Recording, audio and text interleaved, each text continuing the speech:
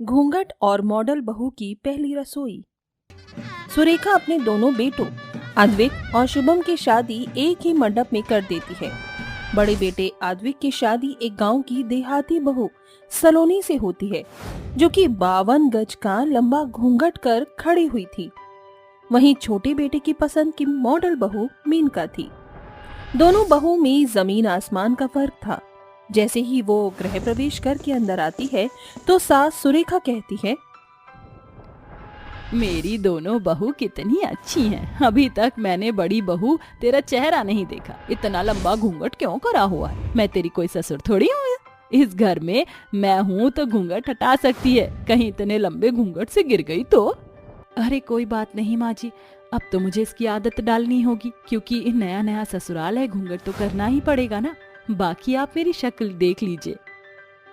अरे वाह, मेरी तो दोनों बहू बड़ी खूबसूरत है। एक चांद तो दूसरी सूरजमुखी है। माँ, आपने अपनी बहू की तारीफ कर ली तो हमें भी आराम करने दीजिए, अब थक चुके हैं। हाँ माँ, मैं तो बहुत थक गया हूँ। घोड़े बेचकर सोऊंगा, कल नो ऑफिस। यस माँ जी, मुझे तो ये लहंगा बहुत चुभ रहा है और हैवी भी है। I also want relax. हाँ हाँ, जाओ बच्चों, आराम करो। कल सुबह टाइम से उठना। कल तुम्हारी पहली रसोई है। सोच कर रखना, जो अच्छा खाना आता है वो बनाना। जी माँ जी। ये कहकर चारों बहू बेटे अपने अपने कमरे में चले जाते हैं। सुबह होती है। मेनका बहू लेट उठकर शॉर्ट निकर और क्रॉप टॉप पहनती है। वहीं दूसरी ओर सलोनी बहू शिफॉन साड़ी पहनकर लंबा घूंघट कर लेती है और घर की साफ सफाई करके कान्हा जी की आरती करती है।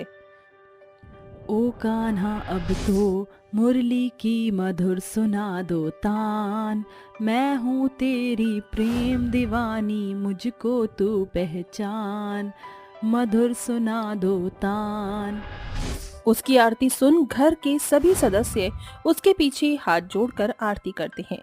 आरती खत्म होते ही सुरेखा मेनका को कहती है, मेनका बहू, ये तूने कैसे कपड़े पहने? अब तेरी शादी हो गई है। माना कि तुम मॉडलिंग करती हो, मॉडल हो, पर इसका मतलब ये नहीं कि तू बहू की तरह नहीं रहेगी। तुझे साड़ी वगैरह पहनना चाहिए। मुंह पर इतना मेकअप किया है, थोड़ा शरीर को कपड़े से भी ढक लेती।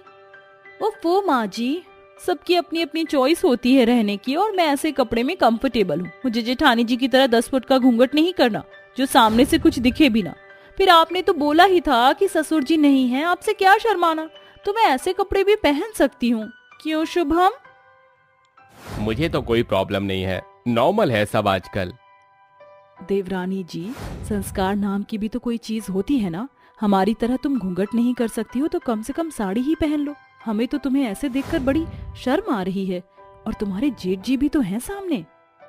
अच्छा, तो जेठ जी की बात है। आप भी बताइए अद्विक भाई साहब, ज्यादा खराब है? मतलब माँ जी और जेठानी जी को इसलिए दिक्कत है कि मैं आपके सामने ऐसे हूँ। आप बाहर जाओगे तो बाहर भी तो लड़कियां इस तरीके से घूमती हैं। उधर तो आप अपनी नजर नहीं चुरा सकते ना।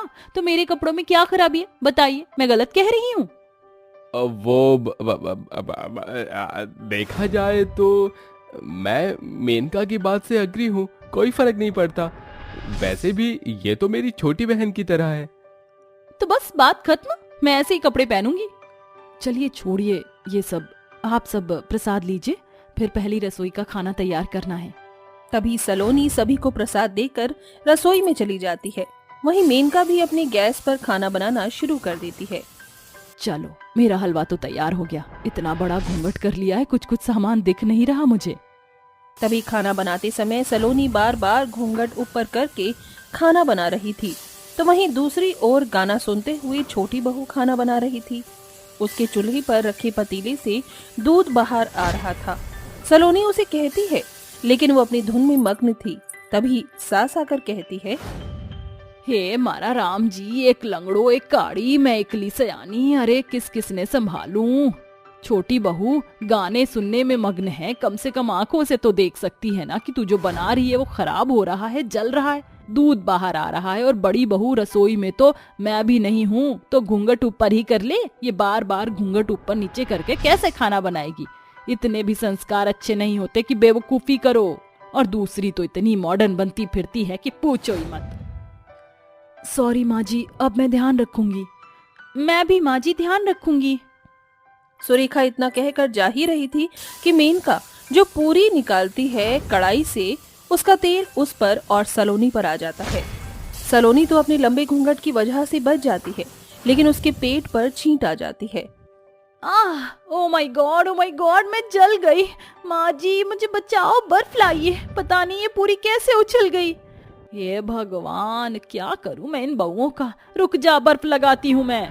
सुरेखा ऐसा कहकर मेनका के पेट पर बर्फ लगाती है, जिससे उसे आराम पड़ता है और कहती है, देख लिया छोटे कपड़े पहनने का नतीजा। अगर तू साड़ी पहनती तो उसकी छींट तेरे पेट पर नहीं पड़ती, पल्लू से बच जाता जैसे बड़ी बहू बच गई।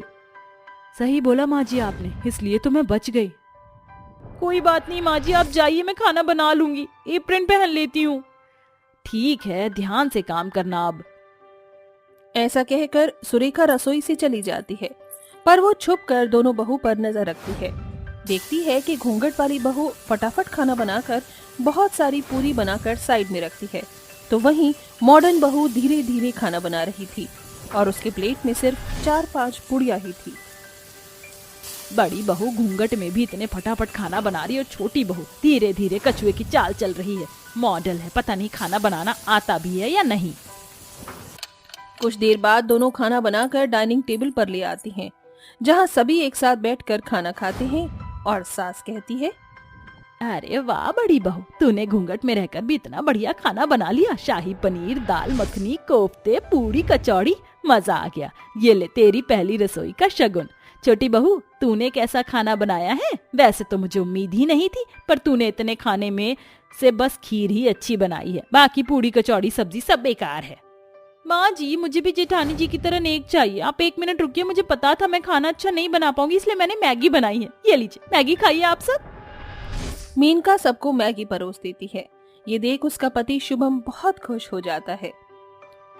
छोटी बहू, तेरा कभी कुछ नहीं हो सकता। खैर ये मैगी भी अच्छी बनाई है तूने। ये ले तेरा नेक। ये देखो देखो शुभम जी, मुझे भी पहली रसोई का नेक मिला है। मैंने तुझे नेक दे दिया है, पर तू इसकी असली हकदार नहीं है बहू।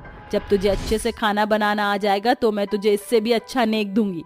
सिर्फ तेरा मॉडलिंग करना और छोटे कपड़ा पहनना काफी नहीं है। एक अच्छी बहू होने के नाते उसे बहू के तौर तरीके, संस्कार वाली चीजें आनी चाहिए, जो कि बड़ी बहू में है। मैं ये नहीं कहती हूँ कि तू इसकी तरह इतना लंबा घूंघट कर, लेकिन हाँ, साड़ी पहन, भगवान की आरती वगैरह, घर के छोटे मोटे काम, नॉर्मल खाना बनाना तो आना ही चाहिए ना। हाँ मेनका, इस बात से तो मैं भी एग्री करता हूँ। अगर भाभी की तबीयत खराब होगी तो क्या तुम खाना नहीं बनाओगी? तुम्हें भी छोटी मोटी चीजें तो आनी ही चाहिए। शुभम, मैं तुम्हारी और माँ जी की बात समझ गई। मुझे अपनी गलती का एहसास हो गया है।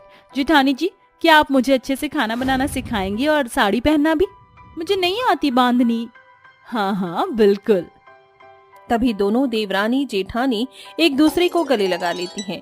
फिर सलोनी अपना घूंघट हटा देती है और मेनका को खाना बनाना, साड़ी पहनना, घर के छोटे मोटे सभी काम सिखाती है। इस तरह सब खुशी खुशी रहने लगते हैं।